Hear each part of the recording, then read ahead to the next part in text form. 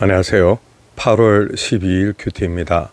오늘은 이사야서 24장 14절부터 23절까지 말씀을 중심으로 묵상하게 됩니다.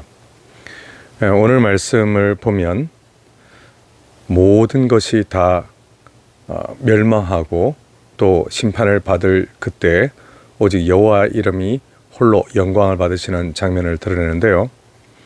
우리가 왜 원래 도시 불빛이 너무 밝을 때면 하늘의 별들 잘 안 보이게 되지요. 그런데 모든 정전이 되고 모든 불빛이 다 사라지게 될 때면 우리는 그때 비로소 하늘을 올려다보고 별빛이 얼마나 선명한지, 그리고 하나님이 만드신 자연이 얼마나 아름다운지 비로소 그때 발견하게 됩니다. 그처럼 온 세상에 인간의 빛이 모두 끝난 그 상황에서 여호와 하나님의 영광이, 빛이 아름답게 빛나는 모습을 보게 됩니다. 오늘 24장의 내용은 앞쪽에 보시면 온 열방이, 모든 땅이 다 심판을 받는 그 내용으로 되어 있습니다. 솟구치는 기쁨, 수금치는 즐거움 모두 사라졌고요. 노래도 사라졌지요. 성읍은 황무해졌고 성문은 파괴가 되고 모든 나라 백성들이 누구 할 것 없이 모두 심판을 받게 되었습니다. 사람의 소리들도 끊어지고 잔치의 불빛도 모두 사라져버렸지요. 그런 가운데 뜻밖의 소리가 들립니다. 바로 14절이죠. 무리가 소리를 높여 부를 것이며 여호와의 위엄으로 말미암아 바다에서부터 크게 외치리니. 아멘. 바로 이것은 여호와 하나님의 영광이 드러날 장면을 표현하는 것입니다. 모든 심판으로 말미암아 모든 이 땅의 생명체가 다 멸절하고, 그리고 이 땅의 문명이 파괴가 되어지며 인류가 이제 다 하나님 앞에, 그 심판대 앞에 서게 될 그때 무너진 그곳에서 찬양이 시작됩니다. 이것은 우리가 적당히 고통스러운 현실을 넘어서서 그냥 낙관하는 그런 문제가 아니죠. 이것은 여호와께서 참된 통치를 하실 그때 온전한 회복과 영광이 드러날 것을 보여주는 것인데요. 모든 것이 다 흔들리고 모든 심판 앞에 인류가 정말 이제 다 하나님 앞에서 내려놓고 이렇게 하나님 한 분만을 바라보는 그때가 온다는 것입니다. 여호와의 위엄, 여호와의 아름다움 온전히 드러나게 되는데요. 찬양의 이유가 분명하게 나옵니다. 그것은 여호와의 위엄으로 말미암아. 내가 살아남았기 때문에 하나님께 감사하는 것이 아니고 내가 하나님의 복을 받았기 때문에 찬양하는 것이 아닙니다. 여기서는 여호와의 위엄, 여호와께서 아름다우시며 이 온 세상을 다스리시는 왕이시며 주인이시며 또 우리의 참된 구주이심을, 하나님의 이름을 높여드리는 것입니다. 인류는 많은 문명을 이곳에서 만들고 또 발전시켜 오면서 마치 내가 또 우리 인류가 이 세상의 주인인 것처럼 그렇게 우리는 많이 방자해 왔었지요. 그런데 점차 세상이 돌아가는 것을 가만 보면 우리 인류를 위협할 것들은 한두 가지가 아닙니다. 당장 인류가 만들고 있는 로봇들만 보아도 또 인류가 만들고 있는 AI만 보아도 결국 나중에 어떻게 무슨 일이 일어날지 알 수가 없겠다 싶은 생각이 드는데요. 이런 것은 결국 인간이 스스로 하나님처럼 높아져 보려고 하다가 결국 스스로 하나님의 심판을 자초하는 일이 될 텐데요.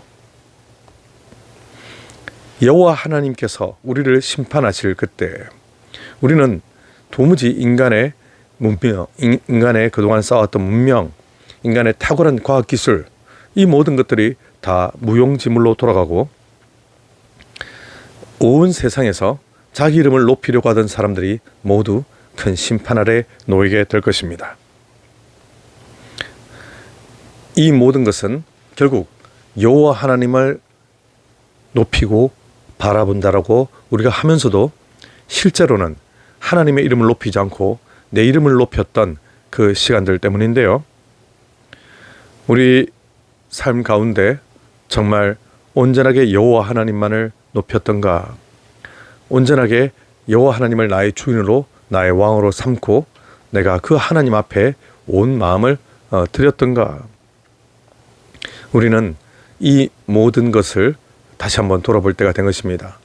여호와 하나님께서는 우리를 위하여 가장 좋은, 가장 아름다운 것들을 모두 주셨는데요. 그러므로 세상의 빛이 다 꺼지고 세상의 소망이 사라질 때 우리는 절망할 필요가 없습니다.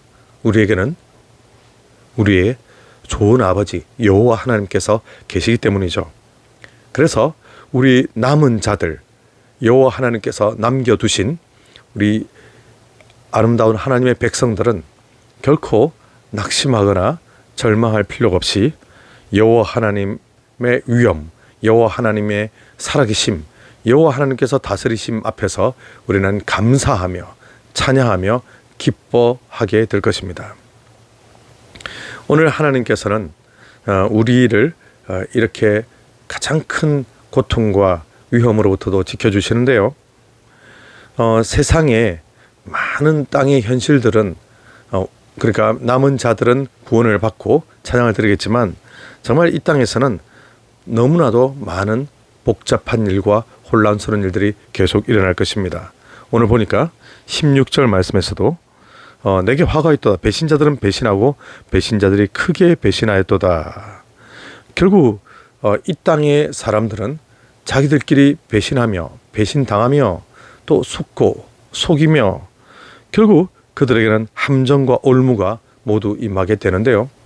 이것은 너무나도 분명한 현실이지요.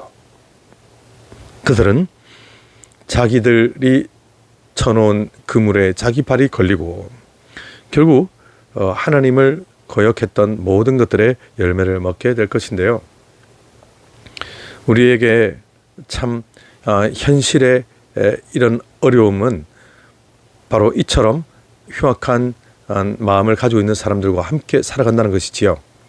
우리가 예수님의 심판이 당장 임하였음에도 불구하고 결코 회개하지 않고 악한 마음으로 살아가는 사람들이 우리 주변에는 많이 있으며 그들은 결국 자기 자신의 세계를 끝까지 놓지 못하고 심판을 당할 때 당하더라도 회개하지 않는 모습을 보이게 되죠. 요한계시록에서도 계속 드러나게 되는데요. 우리는 정말 하나님 말씀 앞에서 많은 두려움과 많은 아픔들이 있을지라도 하나님 말씀을 붙들고 하나님 말씀 앞에서 진실하기를 원합니다. 우리가 사실 현실을 가만 보면 불안한 일들이 한두 가지가 아니죠.